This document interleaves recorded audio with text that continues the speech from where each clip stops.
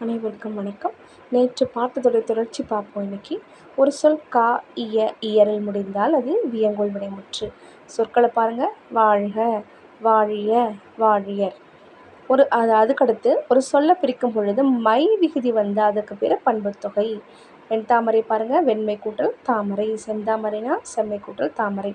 அப்படி இல்லாமல் நிறம், சுவை, வடிவம், பண்பு இதை பற்றி வந்தாலும் அது பண்புத்தொகை. வட்டமேஜை, நீலக்கல், சதுர வடிவம் இதெல்லாம் வருது இல்லையா, இனிப்புச்சுவை, இதெல்லாம் வந்து அது பண்புத்தொகைன்னு இலக்கண குறிப்பு நாம் எழுதணும்.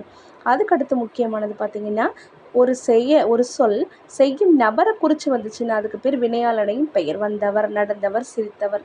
இது ரொம்ப முக்கியம், அடிக்கடி கேட்டுக்கிட்டே இருக்காங்க. முக்காலமும் மறைந்து வந்து அதற்கு பேர் வினைத்தொகை.